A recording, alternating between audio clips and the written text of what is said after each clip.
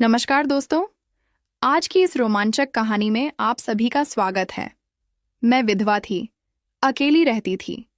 एक बार मुझे कंपनी में जाने के लिए देर हो रही थी, इसलिए मैं जल्दी जल्दी सीढ़ियां उतर रही थी। आखिर की 2-3 सीढ़ियां उतरना बाकी था। तभी मेरा पैर फिसल गया और मैं जोर से नीचे गिर गई। मुझे उठने में तकलीफ हो रही थी। तभी एक युवक मेरी तरफ दौड़ता हुआ आया। उसने मुझे सहारा दिया, मुझे अस्पताल ले गया और फिर वापस घर ले आया। उसी वक्त घर में हम दोनों ही थे। उसने मेरे साथ, नमस्कार दोस्तों, मेरा नाम मनिता है। मेरी उम्र 35 साल है। मैं विधवा हूँ। इस समय मैं कैरियर किराए के कमरे में दूसरे माले पर रहती हूँ और सामने ही मेरी गैलरी है। मैं कंपनी में जॉब करती हूँ। वह कंपनी चॉकलेट बनाती है। रविवार को कंपनी की छुट्टी होती है, इसलिए मैं उस दिन आराम करती हूँ। उस दिन मैं सुबह थोड़ी देर से उठी, खाना बनाया और कपड़े धोए। फिर वह कपड़े लेकर गैलरी में सुखाने के लिए चली गई। अचानक मेरी नज़र सामने की गैलरी की ओर गई। सामने की गैलरी में मुझे एक युवक दिखाई दिया। वह लगभग मुझसे 1 साल बड़ा रहा होगा या मेरी ही उम्र का रहा होगा। देखने में बहुत हैंडसम था, लेकिन मुझे हैरानी इस बात की हुई कि वह गैलरी के कपड़े सुख में कपड़े सुखा रहा था। हमारे यहाँ अक्सर औरतें ही कपड़े सुखाती हैं, लेकिन मैंने पहली बार किसी पुरुष को ऐसा करते देखा था। इससे पहले कई दिनों के से सामने की गैलरी खाली ही दिखाई देती थी। वहां कोई रहने नहीं आया था। मैं जब कपड़े सुखा रही तो बार बार उसी की तरफ देख रही थी। उसकी नज़र मेरी तरफ गई। उसने मेरी ओर देखा। मैं भी उसी को देख रही थी।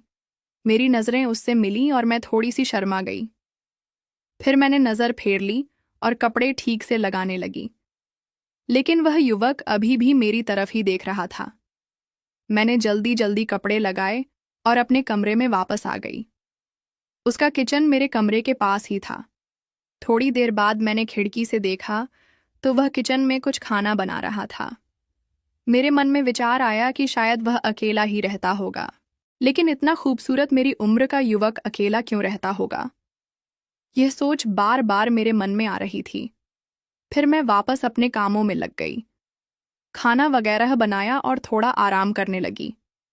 ऐसे ही कुछ दिन निकल गए। हर रोज वह युवक मुझे गैलरी में कुछ न कुछ करते हुए दिखाई देता था। कभी कपड़े सुखाते हुए, कभी व्यायाम करते हुए, तो कभी खाना बनाते हुए। मेरा जीवन अभी फिलहाल ठीक चल रहा था। मुझे कंपनी में अच्छा वेतन मिलता था, लेकिन फिर भी मैं अंदर से बहुत दुखी थी, क्योंकि मैं अकेली थी। मेरे पति की मृत्यु हो चुकी थी, इसलिए मैं अकेली पड़ गई थी। मेरा कोई बच्चा नहीं था, लेकिन मुझे माँ बाप के सहारे नहीं जीना था, इसलिए मैं स्वतंत्र रूप से रह रही थी। मेरे माँ बाप पास ही रहते थे। उनके पास कभी कभी मिलने जाया करती थी। एक बार मैं सीढ़ियाँ उतरकर नीचे आ रही थी। मुझे कंपनी में जाने के लिए देर हो रही थी, इसलिए मैं जल्दी जल्दी चल रही थी। आखिर की 2-3 सीढ़ियाँ उतरनी बाकी थीं। तभी मैं सीढ़ियों से फिसल गई और नीचे गिर गई। मेरे पैर में मरोड़ आ गई थी। मैं जोर से चिल्लाई। मुझे उठने में बहुत तकलीफ हो रही थी। मेरी आवाज़ सुनकर वह दौड़ता हुआ आया। उसने मुझे सहारा दिया। मुझे एक पैर जमीन पर ठिकाने में भी बहुत दर्द हो रहा था।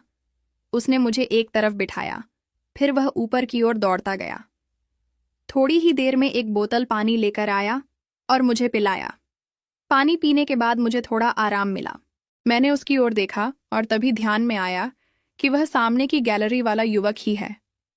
मेरे पैर में बहुत दर्द हो रहा था। मेरे लिए अकेले अस्पताल जाना संभव नहीं था। वह बोला, 1 मिनट रुकिए, मैं अभी आया। वह तुरंत पार्किंग में गया। अपनी 2 व्हीलर मेरे सामने लाकर खड़ी खड़ी थी। स्टैंड पर गाड़ी लगाई। मुझे हाथ से सहारा देकर उस गाड़ी पर बैठने को कहा। वह खुद आगे बैठा। फिर हम गाड़ी चलाकर सीधे अस्पताल गए। हॉस्पिटल के सामने उसने गाड़ी रोकी, गाड़ी के स्टैंड पर लगाया, मुझे सहारा दिया और बोला, एक पैर पर खड़ी रहो, मैं हूं ना। वह भी गाड़ी से उतरा। उसने मेरा एक हाथ अपने कंधे पर रखवाया और उसके कंधे के सहारे मैं लंगड़ाते हुए एक पैर पर चलने लगी।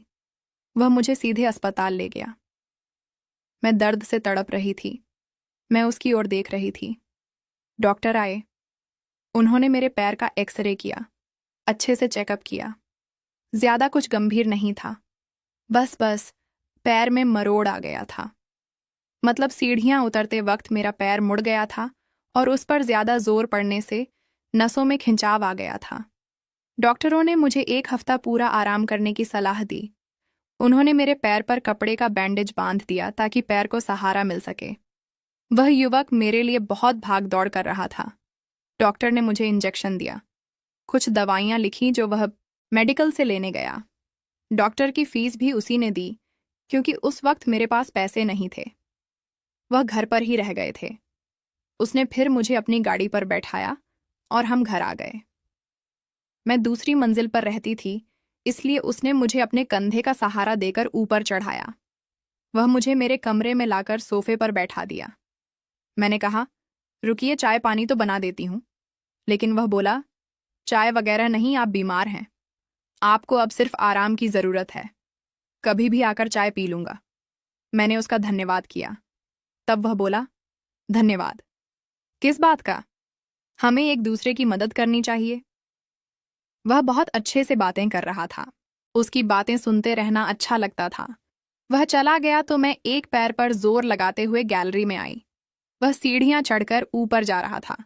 हम दोनों ने एक दूसरे की ओर देखा और हल्की सी मुस्कान दी। फिर मैंने कमरे कमरे आराम किया। डॉक्टर ने 1 हफ्ता पूरा आराम करने को कहा था, इसलिए मैं कंपनी नहीं जा सकती थी।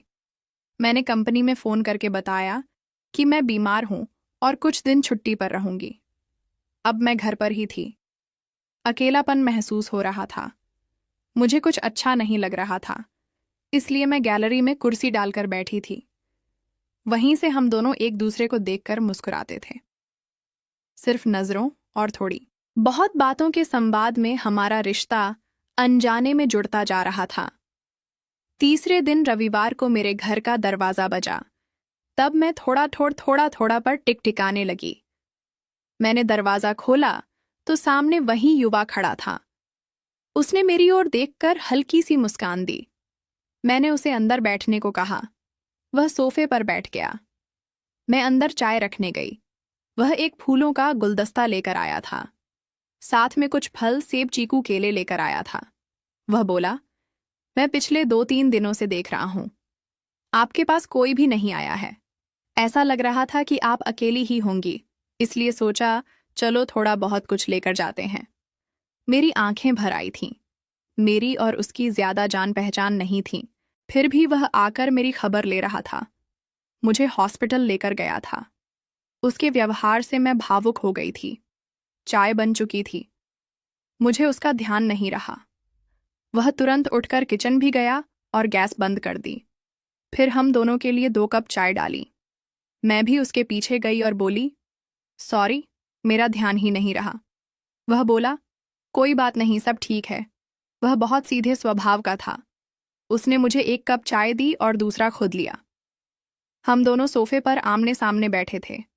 चाय पीते हुए हम दोनों एक दूसरे की ओर देख रहे थे। वह बोला, अब तबीयत कैसी है? मैं बोली, अब अच्छा लग रहा है। अब थोड़ा थोड़ा चलने लगी हूं।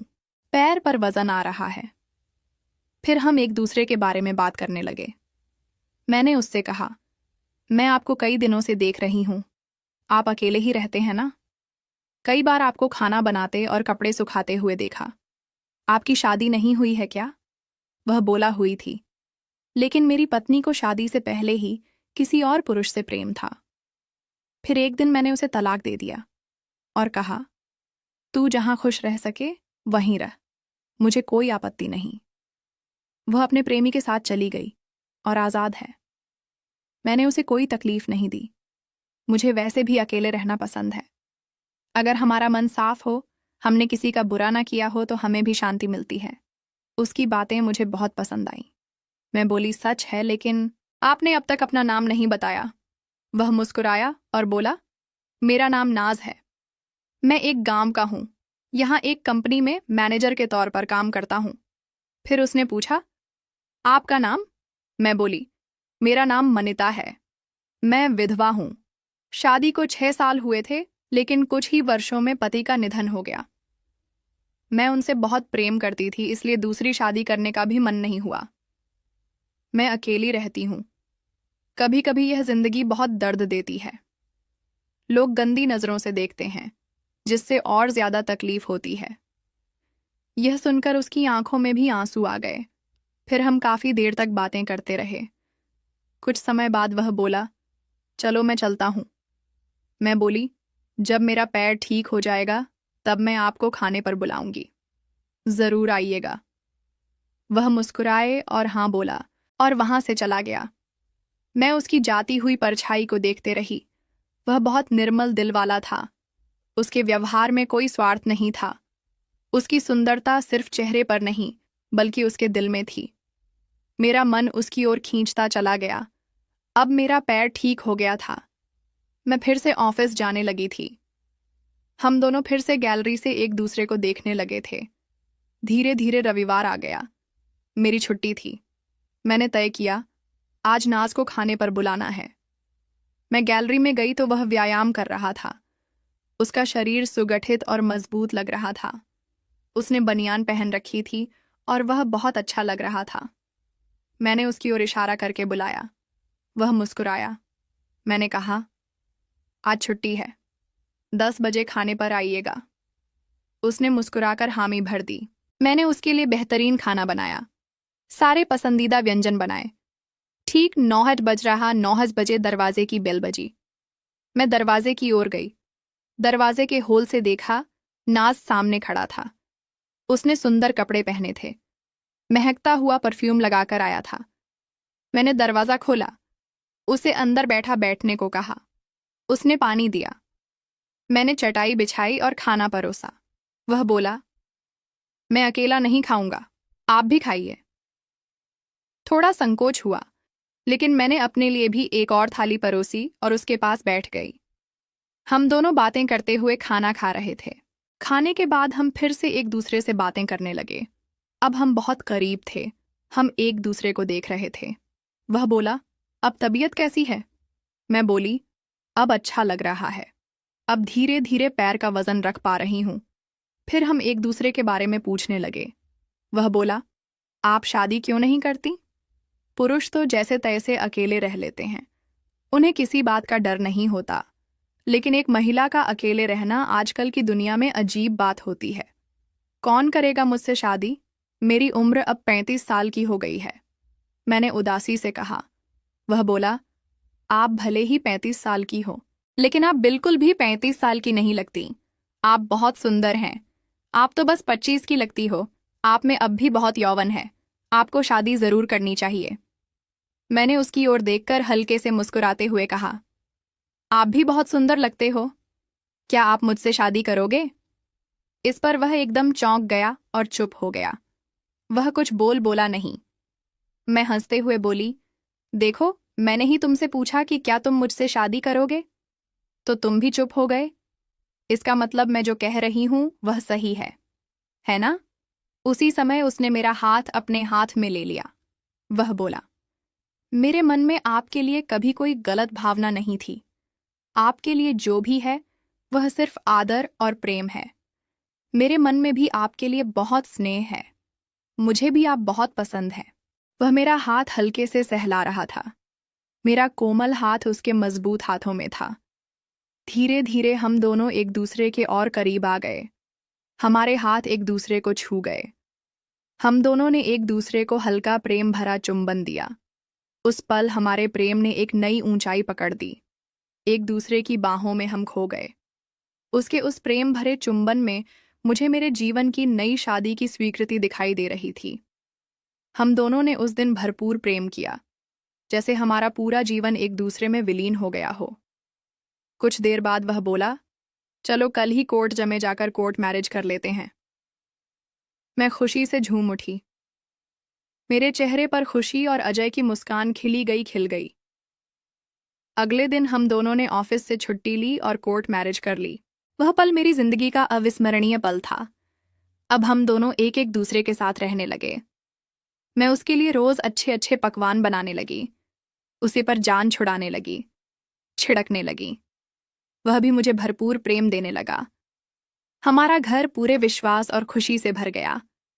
कुछ महीनों में मैं गर्भवती हो गई। ये खुशखबरी जब मैं अपने पति को दी तो वह भी खुशी से झूम उठा।